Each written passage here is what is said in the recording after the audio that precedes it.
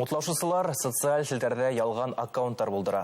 Үдәрен министрлыктар, ведомстволар һәм башка оешма етәкчеләре итеп таныта. Ышандырыр өчен был етәкчеләрнең интернеттагы фотоһын куллана. Мутлаушысылардан нисек хакланырга? Хаумагыз, эфирда интервью, студияла Эльнур Рамазанов. Студиябыз кунагы Эске эштәр министрлыгының Дәүләкән районы буенча тәфтиш бүлеге өлкән тәфтишчесе, юстиция капитаны Ләйсән Сәгыйтова. Хаумагыз, Ләйсән Камил кызы. Хаумагыз. Һәм дә инде башлап йөрәбез. Киң мәгълүмат саралары хукук хаклаучылар тәүлек әйләнәһенә тиерлек кешеләрдә мутлаушылардан хак булырга сакыра бит инде. Әмма мутлаушылар банкы барбер көн һайын уртаса 6-10 миллион сумга тулылана. Бүгенге көнгә мутлаушыларга күсерелгән дөйем сума күпмегә итте? Әйткенсә, мутлаушылар банкына бик күп акча китә безнең халыктан.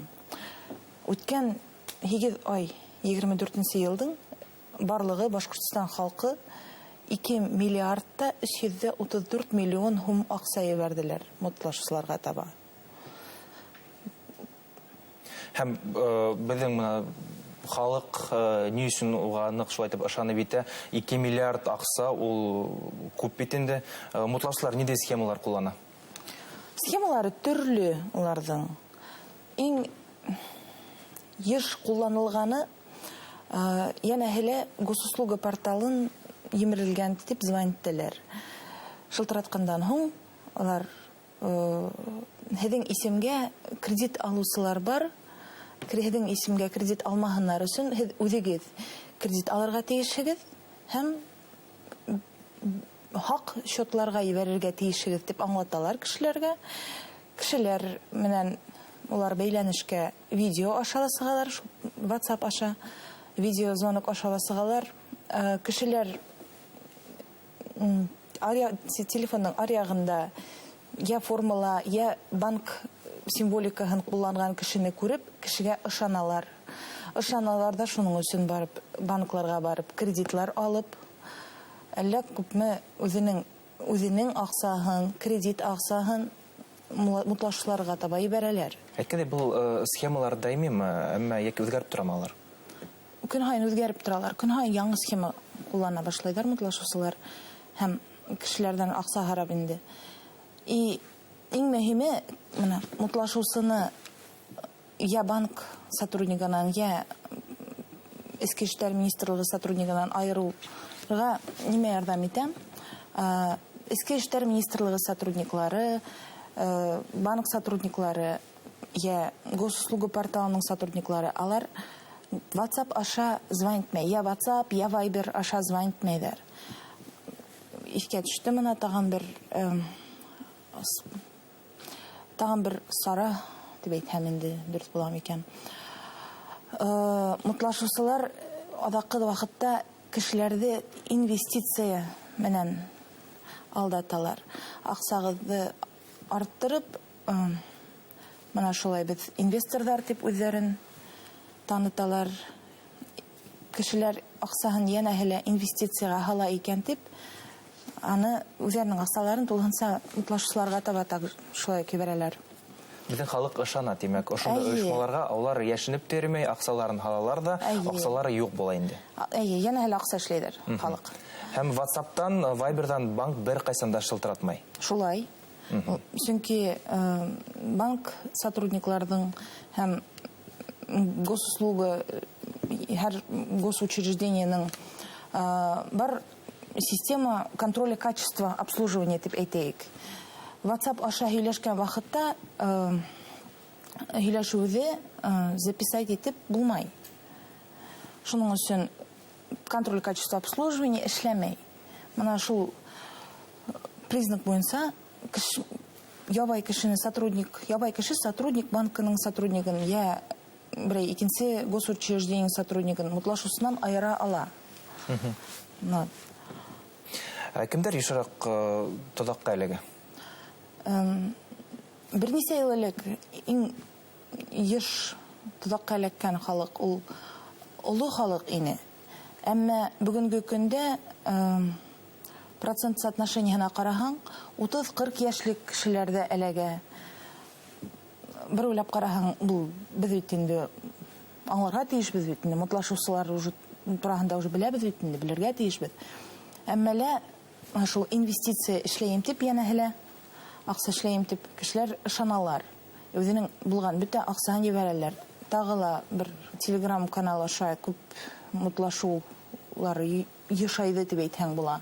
Бүгенге көндә Telegram аша язалар да, янәһелә Wildberries'та, янәһелә Озонда эш предлагать итәләр инде. И кешеләргә янәһелә 2 отзыв, 5 отзыв куйган өчен 5000, 6000 акча, бер отзыв өчен, бер йондоз өчен, аның өчен ул акчаны сыгарыр өчен һин үзең акча ибәрергә тиешһең. Шулай итеп, Төрле схемалар бар. әйе, схемалар бик күп.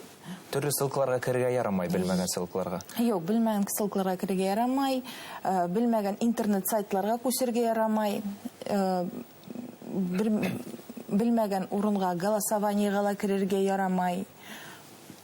Бүгенге көндә инде безнең менә политик ситуацияны, илдәге политик ситуацияга карата шуны ла кулланалар мутлашучылар. Улар кешегә звонитәләр дә, менә һезнең исемдән Украинага таба акча ебәреп маташалар, һез Украинаны поддерживать итәһегез, менә шулай һезнең өстегезгә уголовный эш асабыз, һезне уголовный эшкә привлекать итмәгән өчен, уголовный ответственностька привлекать итмәгән өчен һез акча ибәрергә тиешсез. Шулай итеп алдайлар кешеләрне. Кешеләр инде ышаналар, куркалар. Иң күп шылтыратулар белемсә Украина цыпсыгынан шылтыраталар һәм безнең халыктан аксаны шул дөресме? Әйе, ул уже барыгына билдәле. Безнең бүгенге көндә ул Украинаның иленнән әллә күпме вакыт булганы бар, менә миңа киләләр заявление язырга кешеләр.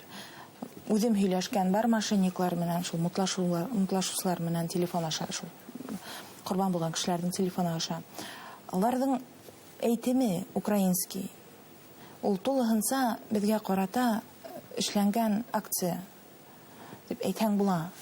Шул яктан килә инде. Бына безнең әлеге мәлдә не Россия заманы бит инде һәм ошо мутлашучыларда нисек айырырга? Асын кешеме, юкмы? Иң ябайы, иң беренче телефонды белмәгән номерларга явап бирмәскә. Явап бирдең икән,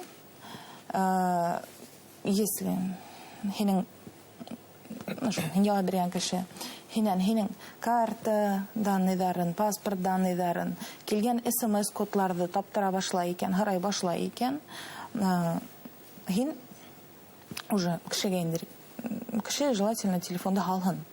Һөйләшүҙе туктатһын. Чөнки банк сотрудниклары, менә Эчке эшләр министрлыгы сотрудниклары, без ул информацияны харамайбыз. Безгә ул кодлар, персональный данныйлар, берһелә кәрәкмәй, паспорт данныйлар. Без алай звонить та итмәйбез инде иң башта. Шуннан һуң әйтәм бит, банк учрежденияларынан, Эчке эшләр министрлыкларынан беркемдә WhatsApp, Viber, Telegram аша звонить итмәй. Звонитәләр обычный телефон аша, ябай телефон аша. Күптәрнең социаль селтәрләре бар, унда үзең һәм якындарың турында ниндәй мәгълүматты куюдан тыйлырга кирәк? Социаль сетьләрдә үзеңнең персональ данныйларыңды куймаска кирәк. Менә в целом интернет ул безнең бүгенге көндә зур проблема дип әйтһәң була. Интернетта төрле банк сайтлары бар. Мутлашучылар ул банк сайтларын тулынса копировать итеп эшләй. Кеше бүгенге көндә халык кредит алып маташа, кредитка заявка онлайн ебәрә интернет аша и үзенең кулы менән үзе мутлашучыларга таба үзенең персональ данныйларын ебәрә дип әйтһәң була. Кай вакыт шулай да була. Шуның өчен социаль сетьләрдә, интернеттарда бер yerдә лә үзеңнең персональ данныйларыңды, үзеңнең номер телефоннарыңды, үзеңнең дусларыңның номер телефоннарын, дусларыңның, танышларыңның номер телефоннарын, персональ данныйларын куюдан тыелырга кирәк. Югалткан акчаларны кире кайтарып буламы? Кыска гына. Юк, кайтарып булмай. Кайтарылмай. Ул югалткан акчанан башка, ул әйтәм бит, күпме күп кеше үзенең акчасын түгел, кредит акчасын ебәрә. Кеше мутлашучылардан корбан булуын. Әмма менә кредит алып, шул кредиттың акчасын ебәрә әле. Кредит акчаны кешегә беркем дә кайтармай. Мутлашучылар акчалы була, кеше акчалы кала. И өстән кредит өстәлә. Граждандар ушундай ситуацияга элек нинди телефонга шалтыратырга тиеш? Иң тәүдә алар звонить итәргә тиешләр безгә.